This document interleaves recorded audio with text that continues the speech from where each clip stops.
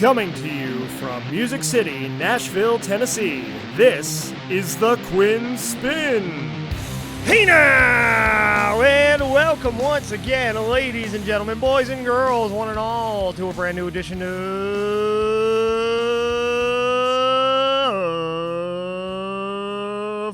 Had to sound like some of these cars driving around Nashville late at night. The Quinn Spinn. I'm your host, The Quinn. I'm back here on Spotify, Apple Podcasts, Google Podcasts, Anchor, Stitcher, YouTube. I tried to wink and I winked with both eyes. And more for another rousing and riveting installment of the official podcast of Underground Music Collective. I'm a little sloppy on the intro. This is my third episode I've recorded today.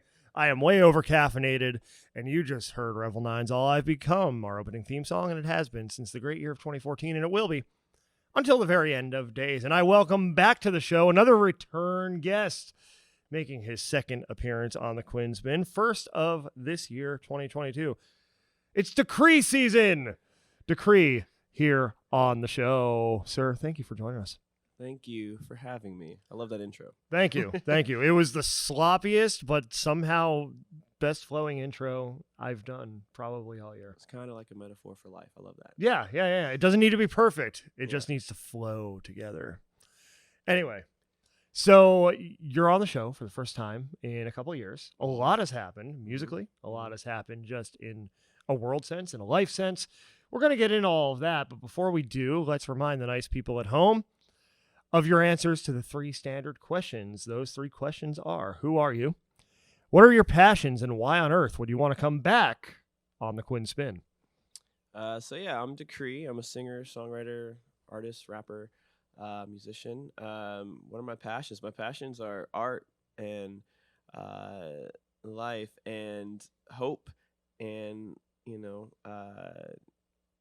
discovering new passions in life and art and hope throughout the years. And why would I want to come on the Quinn Spinn? Well, because the Quinn Spinn is very it's been very, very beneficial for a lot of us artists here in town, and I just love to be here and have conversations, and I'm hopefully we go over some good stuff today. So I'm sure we will. There's a lot to cover, of course. And like we said, you were here a couple of years ago. That was smack in the middle of the pandemic. When we were all kind of figuring out what our next steps were, you know, and before we go into everything you've learned since then, all the new music, all the new discoveries, let's just kind of remind people, take them back through how you came to be DaChri and what were some of the formative experiences, influences that led you to this life of creativity. Yeah. So let's just say for years I've been in bands, and then the last band I had, 2017, was over, and then I started doing the whole songwriting thing in 2017, 2018, and just found my love for music again. Coming back to what my passions, talking about just refining that love and hope in life after, a death in some sense. And I started doing the songwriting thing, the songwriting culture, and just found that I had so many songs that I enjoyed and loved and felt attached to that I didn't feel right giving away to someone else. It just felt like mine, and I'd never been a solo artist, truly. And so DaChri was birthed out of just a necessity to get the songs out that I had created. So and that happened in 2019 is when DaChri first dropped his first song. Actually, the anniversary of my first song was earlier this week. So it's been 3 years since my first song came out. Happy anniversary. Thank you. Congratulations. And what's interesting about you as an artist, and a lot of the artists we've had on the show here recently, is you don't keep it confined to one box, as far as genre, as far as style, subject matter. Like there are a lot of different influences at play here. There are a lot of different moments that your music speaks to sonically, right? And we saw that, since the last time you were on the show, you released The Boy That Left Behind, which was really this amalgamation of everything DaChri had been up until that point artistically reflected through the music. And since then you've been releasing singles. The new EP, DaChri Season, just released this past Friday as of episode premiere date. And through it all, there's just been this relentless sense of creativity, of pushing the envelope and trying to find new sounds and trying to speak to these different artistic moments, but also there's a lot of life reflected in this work too. Yeah. So it's been a couple of years. What are some of the events that have informed your art to this current state, where DaChri season's just freshly out? Like, how take us along that journey. Yeah, so The Boy They Left Behind came out, like you said, after the last time we got together, and that was just me trying my hand at different sounds. I've traditionally never released pop or R&B or rap music. Always loved it and grew up with it. So yeah, DaChri at first was an experimentation to see if I could actually write those things, because I do have those influences. And So then, yeah, when the mixtape came out, it was like you said, an amalgamation of those three genres, a little bit of rock and singer songwriter as well, and then that's how that project came to be. And in my personal life, I was been going through a divorce, and that's what a lot of the songs are talking about in The Boy They Left Behind. And it's also just about like I said, I'm really passionate about people not giving up on their dreams past a certain age, and it's kind of a play on what the what society tells us the standard is for you at 25, 30, whatever it may be, and just feeling like at first it was kind of like a play on feeling like I got left behind in that sense because I didn't meet any of those traditional standards. Um, and But yeah, no, it was a I'm super proud of those songs. I've played almost all of them live, and I love the best and the hardest part of being so eclectic is obviously different songs speak to different people. So you have super fans and friends that really like one style or a couple styles, and then you release one song and they're like they don't resonate with that one, but they might resonate with this one, and so that's why it's super cool to release the music and create the music the way that it has been created. And but yeah, so yeah, we're here now with the DaChri season. So Yeah. yeah.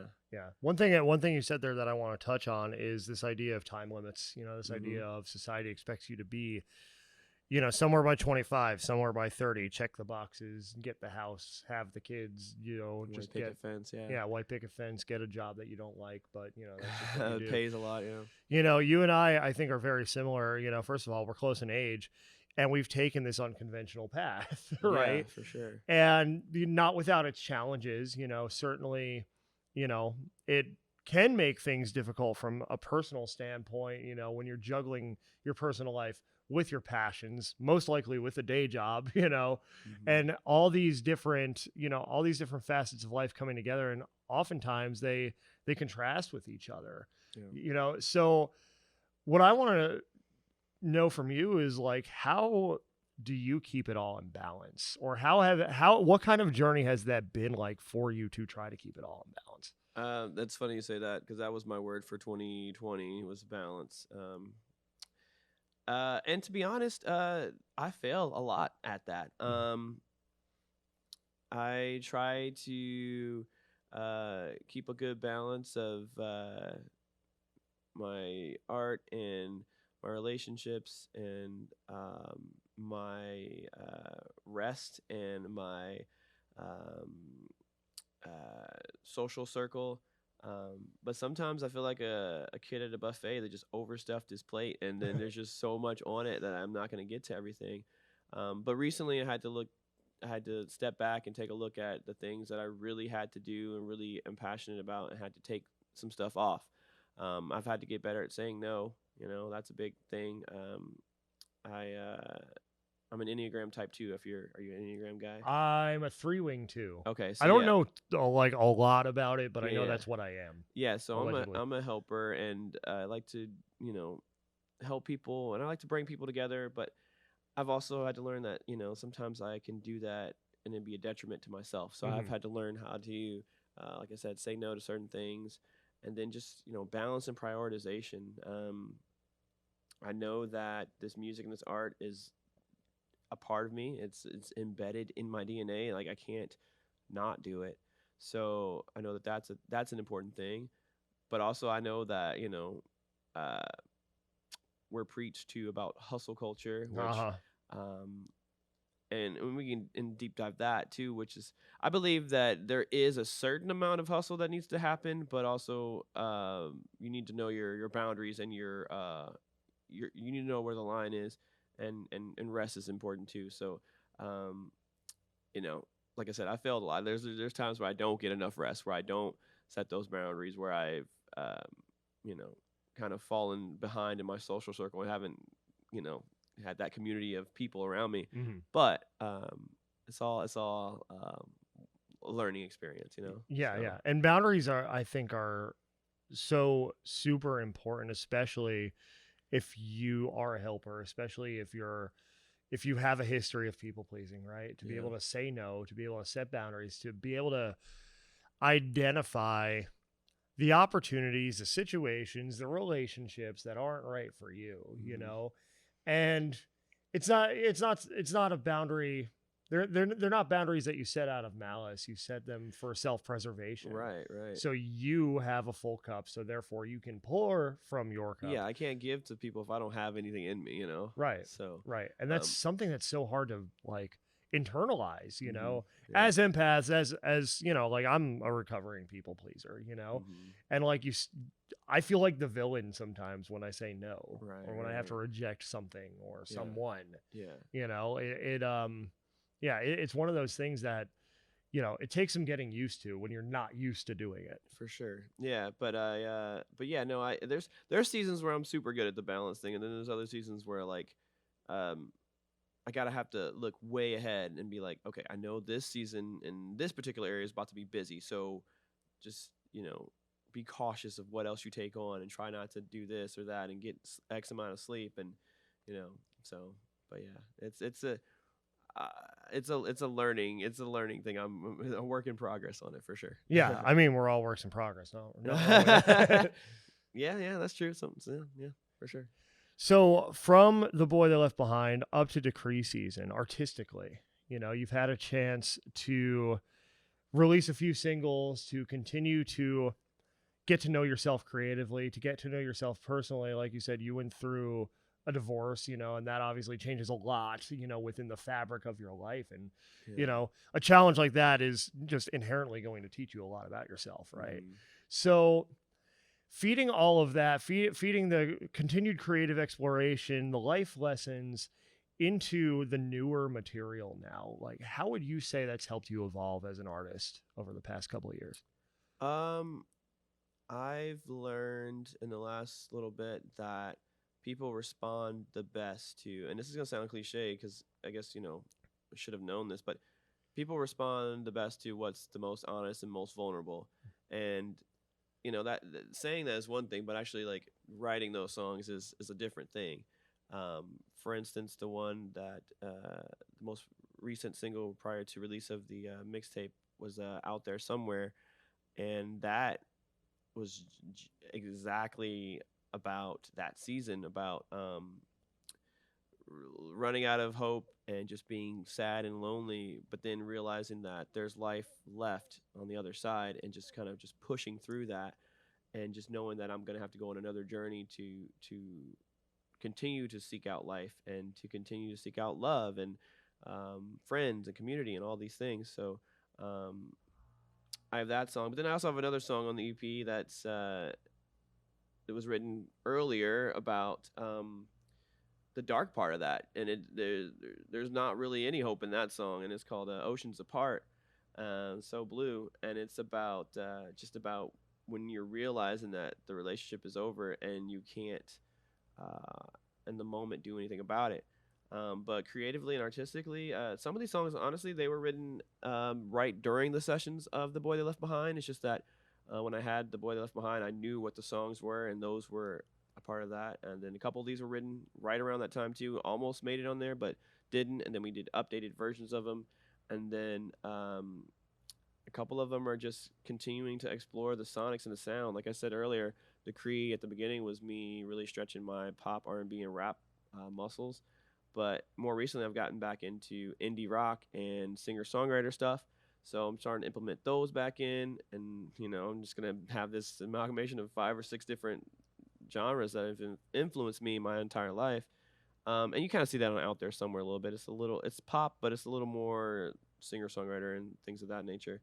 But I would say that the DaChri season is just the natural progression of the Boy Left Behind sonically. Um, I am excited though for what's coming in 2023. Though I think we've stumbled upon a new sound that's different than both of these things.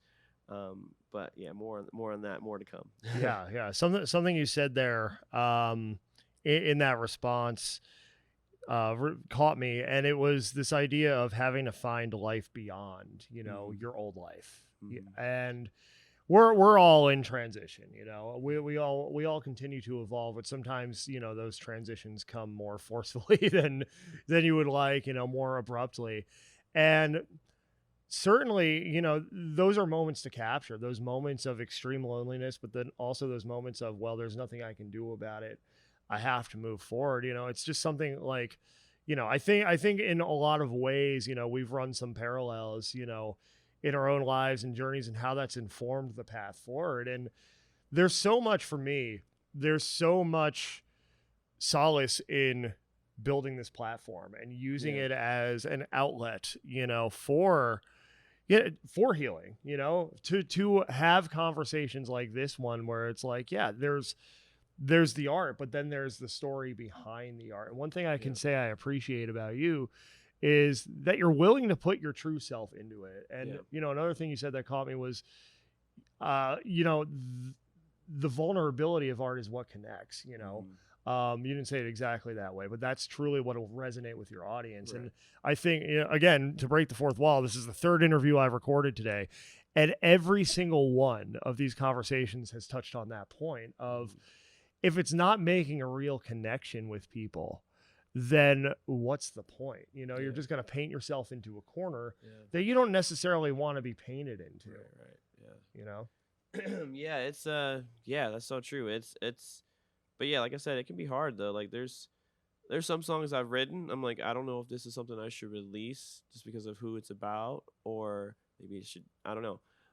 And there's always um that constant conversation in your head, but yeah, truly it's and then you're giving a piece of yourself away when you do that. And it's I'm not gonna say it's not scary every time I do that, but every time it pans out, people like those are the ones that resonate most. Like on the Boy They Left Behind, I have a song called Audrey, and it's a really a it's kind of like a letter to my grandmother who passed several years ago, just about life and where I'm at now, and just I want her to be like to be proud of me where I am now.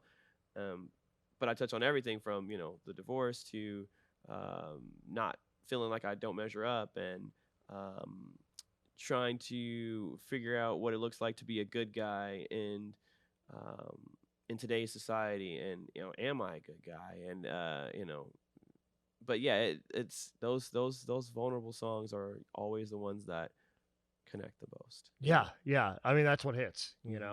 That's what people remember, and that's what people connect with you as an artist Right. for. Right. It's not a particular sound, it's not a particular trend. Over time, as you build up the fan base, you become the trend, and they're Hmm. interested because you are doing it. Right. Right. Right. And I feel like, because we did a show together back in, what month was that? June, was it? June. Yeah. Yeah, feels like a year ago. Yeah. It feels like forever. We did a Nash Live show together, and you could see, like, the people who came out to see you were picking up what you were putting down because you were putting it down. Right. Yeah. And like, your live show reflects this spirit of experimentation, Yeah. Yeah. through different genres, experimenting with different sounds, and it all does flow together in the live set to be representative of who you are as an artist. Yeah. And the many facets of that. Yeah. I was gonna say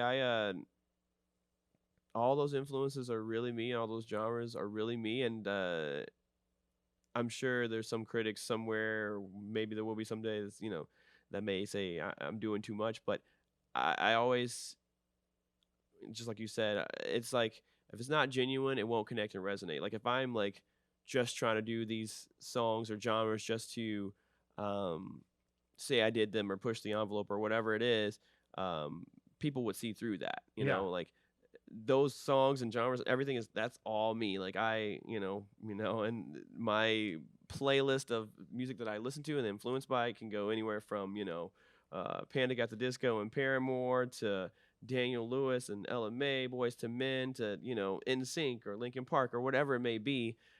And I love all of that, and it's just yeah, I love that. I love where we're at with music today, that you can actually do that and be considered an artist and people resonate with it and people are okay with it. I mean, obviously there's some people that still kind of like, "Rrr," but it's really cool that we're in a day and age where, like you said, people resonate with the artist and then they buy into that, and then the songs they're there and people resonate with different songs, but they really buy into you as the artist, and you don't have Yeah. to stick to one lane, and that would be so boring for me. I couldn't Yeah. do that. Well, you're doing your thing and you're leaving it all on the table. And I think a lot of people, like, obviously not everyone that just picks a niche and sticks with it, a particular genre, like, ends up regretting that decision. But I think a lot No. of people who are, somebody's trying to force them into that box, like, it needs Mhm. to sound like this. Don't bore us, get to the chorus. Like, Yeah. it needs to fit these standards of what the genre is, country.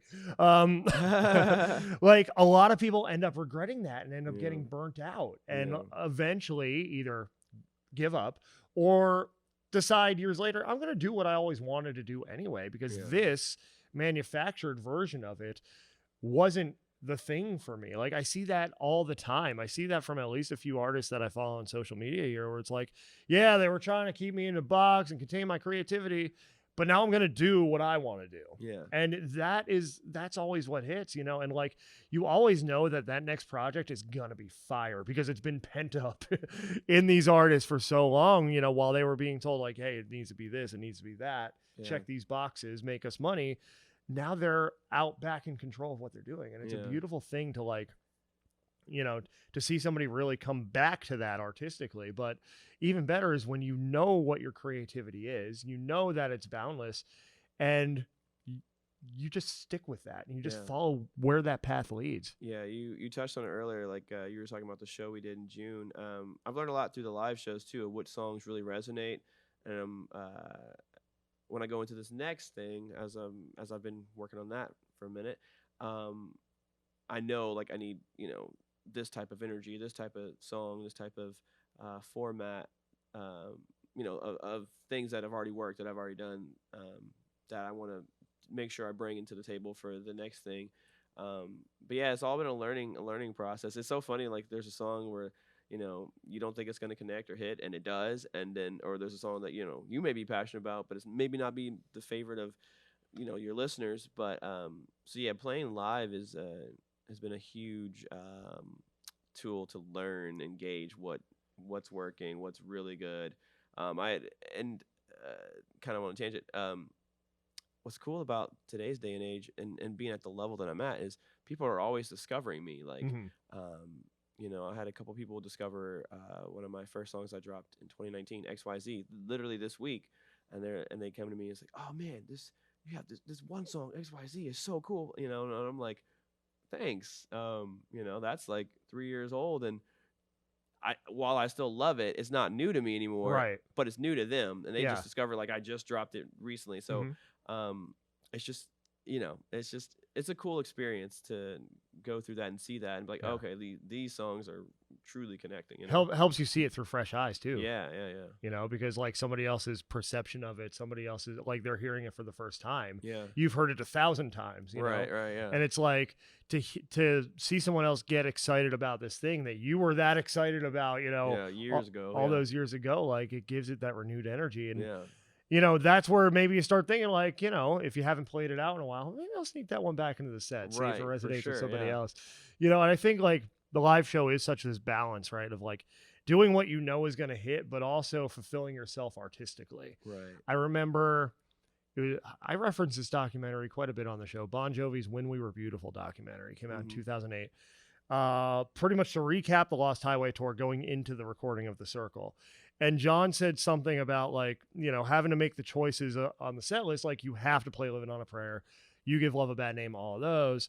But if you want to sneak a lesser known track or a ballad in there, those are the tracks that like they fulfill you artistically, but they don't get the big pop. You know, they get the polite Right. applause. Yeah. You know, the diehards are gonna stick with it no matter what. But like, you know, you'll have a lot of people that came to Here Living on a Prayer, Right. and that's what they're there for, which is why you play it last. Yeah. You know, and it is like this balance, because like I can think of so many artists that I'm a fan of where like, you know, they love certain songs in the catalog, but they never play them live, you know, even though they're bangers, and you would lose your mind. 90% of the crowd will look around and be like, what is this? You know, because it never hit the radio. It was never pushed that hard. It's just kind of this hidden gem. So, but I think the digital age also enables the listener to go and find those hidden gems a lot more easily. Yeah. No, I'm blessed in the fact that you know, I do have a couple of those bangers, as you said, even at my level, that, you know, people that do like my music want to hear every show. So I play those. But then the ones that are the most vulnerable, that are my favorite, always the slower ones. Now people are actually, one of them being Out There Somewhere, which, you know, was just released. I played that at the show we did before it was released, so now people can actually hear and hopefully know the words next time I play. But that was always a special song to me, just because of the meaning behind it and everything. So now that it's out and people are actually telling me that they enjoy it and like it, so maybe we can kind of have this marriage now to where it's like, this is a song that I have to play for me, but people actually also like it. Same with that Audrey song. People are now hearing it, and it's like, this is something I probably want to play almost every show if I can. But now other people are also enjoying it too. So, but yeah, there's probably a couple other songs I might deep dive in my catalog and play, just for that creative fulfillment. You know, it's like, I wrote this song, I want to perform it, and then there's always the thing of arrangements and renditions. Like, you can tweak something, change it just a little bit, and it gives it a whole new life. And you know, I might do that for some stuff live coming up soon. Yeah.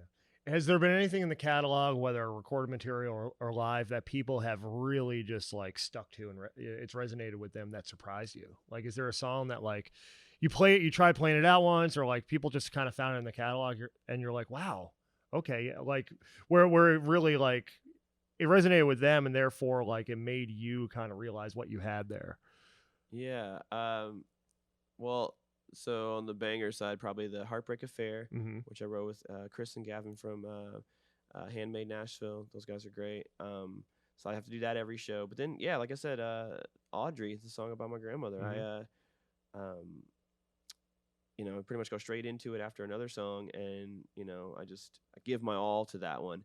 And you know, you can see people like you know, holding each other, and you know, some people even put out their cell phones for lights and stuff. Just, they could just tell that was something special, and hopefully they resonate with that, and they have with the, you know, last time I played it anyway. But yeah, I think that one was kind of a shocker. But then I'm trying to think. I mean, yeah, I don't know. XYZ, I guess, again too. When I released that, and granted, you know, I just started my artistry, and you know, we did a video for that and everything, and I liked the song. I knew that I liked the song, but to hear that, you know, when I played it live, that people enjoyed that, and to hear people still today just finding that and enjoying that, just it's really it really means a lot to me. Yeah. So yeah. You talked about the future evolution of your sound, and, you know, kind of hinted at what's to come being different from anything you've done. Yeah. Kind of having its own lane within this whole DaChri ecosystem. Yeah. So what more can you tell us about that? So it's so funny. So the EP is called DaChri Season, but this whole, so the way I'm kind of formulating it is this next few months or whatever it's going to be is also DaChri Season. DaChri Season is a movement. It's a way of life. The release of the album is just the start. So yeah, releasing the EP is just the start. So there's some songs that are coming this winter. I can't give too much, but I'll say one of them is called Unfiltered, written with my buddy Mateo, and it is a completely different sound than anything I've ever done. And then I just know that where I'm at, as far as what I'm taking in and what I'm listening to a lot more, like I said, it's a lot more indie rock and a lot more singer-songwriter stuff, messing with different tunings and just trying to do a lot more experimentation. I just know that those songs are going to be different than, I don't have any songs like that out right now. So yeah, that's probably 2023, but the writing's on the wall that that we're going somewhere different. So I'm super excited about that, and hopefully that connects and resonates with people. So yeah. So as we acknowledged earlier on the show, it's been a couple of years since you've been here, since Yeah. we've sat and done this.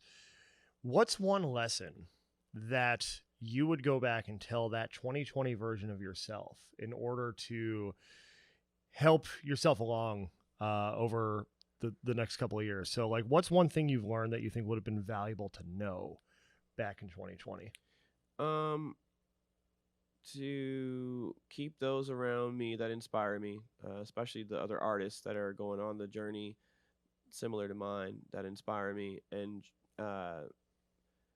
just kind of watch and observe how people, especially artists and people in the art community, interact with you, and kind of don't buy too much into the ones that aren't interacting with you. You know, like I think so. There's certain artists and friends that inspire me to push and keep going, but then there's other ones that you know, they serve me and my art no purpose. But you know, sometimes you find yourself trying to chase after. You're like, oh, this guy has a hit. Let me try to link up with him and write a song with him, or this girl, whoever. Spend a lot less time doing that and just build with the community that you already naturally have. You know, because like I said, at first I started off trying to be a songwriter, which I still am. Kind of taking taking the back seat right now. But you know, there's a lot of cold DM email type situations when you're trying to just write with a bunch of people. But for my artistry, just build with the team that you have and don't waste any time trying to chase after other people, because actions speak so loud. Like, you know, people may say they want to work with you or do this and that and the third, but when they show you consistently that they don't, you know, that speaks more than the response of, oh yeah, let's just don't waste your time with that. Yeah. Trust their behavior. Yeah. And trust their behavior. And that, I mean, that goes not only for in a professional sense, that goes in a personal sense. Trust the behavior, trust the energy that you're being given, and respond to it accordingly. And if responding to it accordingly means giving it no response and redirecting your energy, then that's what you need to do. You know, I know I said this on last week's episode with Foundation Mecca. Like, I have become a huge proponent of protecting my energy, as you know. I mean, we've talked about this in a number of ways that aren't necessarily fit for the show. But I, you know, like, if it's not helping me operate with a full cup, it doesn't get in, you know, and that's become, it's almost like it flipped a switch, you know, where it's like, once that became my focus, then better things, better opportunities started happening. You know, just better energy started making its way into my life, because at that point you're in an attracting state, not a chasing state. Right. You know, when you chase, it does come off as kind of this needy energy. Right. And it just, laws of the universe tends to repel. Whereas if you focus on what you're doing and focus on the community that you have around you that's already strong, how can you help each other win? You're going to attract more like-minded people to that community. Right. You know, and you've got a great community here. You know, I saw it at the show back in June, you know, all the folks that you've had a chance to work with over the years. You know, you yourself have been in town for 10 years now, right? And you've had a chance to like make a lot of those inroads and build a lot of those relationships. And it shows through, I think, in what you've been able to put together. And, you know, we're all, you know, kind of that work in progress, figuring out like how to attract and keep the right energies in our life. But I think you know, you've definitely done a great job of doing that through what you've put out and also the people that you've had a chance to work with over the years. Yeah, I appreciate that. Yeah, no, it's it's sometimes we have to just battle with the internal mindset of, you know, I want to hang out with the cool kids and be with the cool kids, you know, like there's a lot of writers and artists that are doing, you know, really big things here in Nashville. And you know,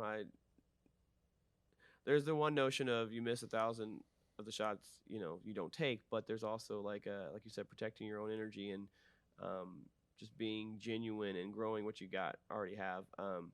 I guess I still operate out of the mindset of, you know, I'll reach out to somebody once or twice, you know, because you never know. Mm-hmm. But then when they give a response or show me, who they truly are, and they don't want to work or anything, then it's like, okay, Mm-hmm. I'm not gonna waste time doing that. And I think 3 years ago, I wasn't fully like chasing after people and you know lost and drowning in that, but I would definitely say I've gotten a lot better at that. Mm-hmm. It's just like, I there's all these people that love what I do and all these people that want to work with me and all these things. So I need to focus on that and just let that other stuff go. And it's so funny that because I took 8 months, maybe 9 months off from releasing, and when the first song came back, when the first song came out, it was just so much love and so many people that embraced it and shared it and listened to it and reached out, and I was like, oh man, I forgot about this community that I have and that it's growing, and um, yeah, it just gives me it just lets me know that I'm doing the right thing, Yeah, and it's so easy to get distracted by the quote unquote bad, Yeah, yeah, for sure. by to get distracted by what we don't have. That Mhm. we often forget what we do, and I mean, as you know, I've been through that, where it's like there's this whole community, this whole ecosystem I've built, and maybe I'm focusing on one or two aspects of it that I don't need to focus on Right, that aren't facts. bearing fruit. And again, it's just shifting your energy. It's just reprioritizing, Mhm. and it can make such a huge difference in your life, in your profession, to just go where the good energy is, Mhm. and just control what you can control, which really isn't much. Yeah. Outside of how you show up every day, there there's not much you can control. There's Yeah. not much any of us can control. Hey, But that's a T-shirt. Go where the good energy is. Let's brand that's the second that. thing I've said today that somebody said as a T-shirt. I got to go back and listen to that Foundation episode to see what the other one is. But yeah, I got some merch ideas out of today's recordings. But yeah, you're doing a great job and you're killing it, and it's always refreshing to catch Appreciate up that. Yeah. and kind of see where you are on the journey because you're very much on it, and you're dedicated to it. Yeah, I And appreciate that. Yeah. that's why you're seeing more and more people resonate with the music. You're seeing this energy come back, Yeah. you're seeing more and more opportunities, and it's always exciting to know what's coming next from you. Yeah. I Yeah. can say as an observer, Yeah. It's yeah. Yeah. So looking even further into the future, you have DaChri season out now, Mm-hmm. more music to come in early 2023. What else lies on the horizon as far as goals, wishes, ambitions? Well, if you really want to get into it, so yeah, I think next year the plan is to drop another mixtape, more shows, hopefully a festival, um, probably try to do some small touring, um, and yeah, just continue to grow this community that I've built, and then I guess long term, I really want to start my own label. Kind of already got the name uh, locked in the brain, and just to help other artists, especially those that are, like we said, past the 25 mark, because there's such great art. Excuse me, that people and artists and even my friends have to deliver, and they don't fit that, you know, Mhm. the 16 to 24 Right. age bracket, but do that, and then like I think I've told you maybe offline that, but I've always wanted to act. So just kind of building my brand to where people, uh, know me, resonate me, trust me, Mhm. to where I can dive into different avenues, maybe different business opportunities. Um, but yeah, I a lot in store for 2023 and beyond. Um, I have goals on goals, which is a lyric from a song on the DaChri season called Billion Dollar Boy. Um, it's just up from here, man. Honestly, you know, obviously sometimes life gets in the way and knocks you down, but I have a long list of things that I'm looking forward to and things that I want to put into the universe and just continue pushing and dreaming and going. And um, we didn't talk about this, but the cover of The Boy They Left Behind was essentially me on a planet alone, kind of signifying that I got left by the entire world. DaChri season, it's I'm obsessed with outer space. So also outer space, but like it's a planet with kind of me in the background of the planet, kind of trying to signify that although I may have been left behind, quote unquote, I'm taking control of my life, and that's Created your own world. yes, and that's kind of what this next season's about. Yeah, I can be more excited about it. I don't know everything that's going to happen, as none of us do, but I know what my intentions are. I know what kind of songs I have. I know where my heart is. I know that I am rebuilding and restoring, and yeah, I'm back. I'm energized. There was a point where for a few months where I didn't have the energy to be myself, and I had to just kind of let that season pass, and now it's DaChri season. Yeah, and when creating your own world, there are always those road bumps. There's sure. always there are always those points where we don't know where to go next. We don't know if we'll ever get to where we want to get to. And those seasons where it's like, where you do the winters, where you seriously reassess everything you're doing and the way you're doing it. But that's part of the journey. And the great thing about being on this journey at this point in our lives, as opposed to like the younger days, is like you build this sense of resilience through life experience, right? Like I'm fortunate that I started after the 25 window. I started this podcast when I was 26, and like, not going to sit here and tell you I didn't have a lot to learn, but I think if I had started at 22, 23, it wouldn't have lasted, because it's like, it's easier to get knocked down and discouraged, and without this strong developed sense of self that comes with experiencing things, that comes with surviving setbacks, right? And I think at this point you're battle tested, and it shows through in the way that you go about it. It's a point of not getting too high or too low no matter what happens, and just riding out the low waves and enjoying the highs, but also keeping an eye toward the future. Built strong to last long. Exactly. So coming up on time, but before we wrap, first of all, thank you again for coming on. Thank you for having me. For the second time. We'll do this many more times, I hope. Hopefully so. Yeah. And before I let you go, just want to give you a chance to tell people where they can learn more about you online, which has recently changed from the so the new Instagram is your boy DaChri, YABOYDACHRI.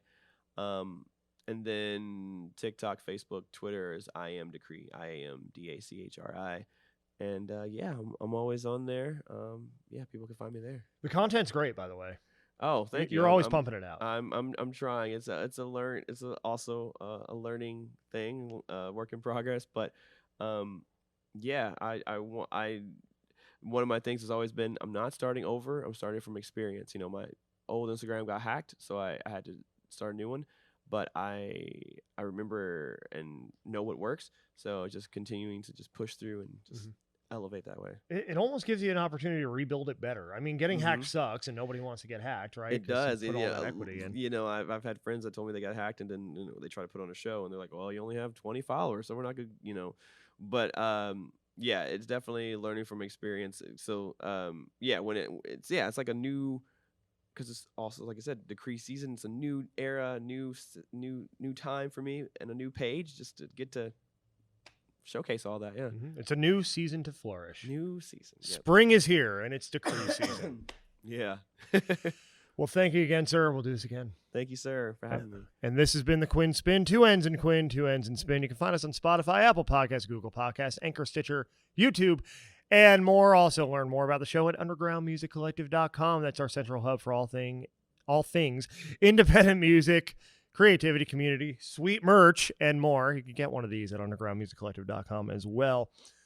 And learn more about us on all the socials. Also, listen to the UMC 20 playlist on Spotify. We update that every single Tuesday with 20 fresh tracks and the latest episode of the Quinn Spin that came out the previous week.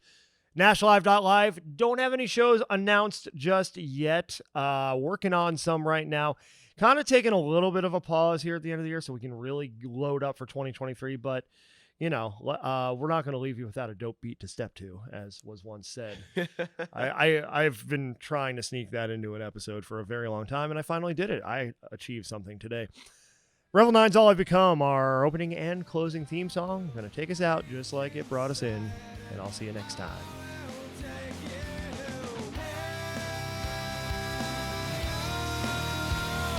Now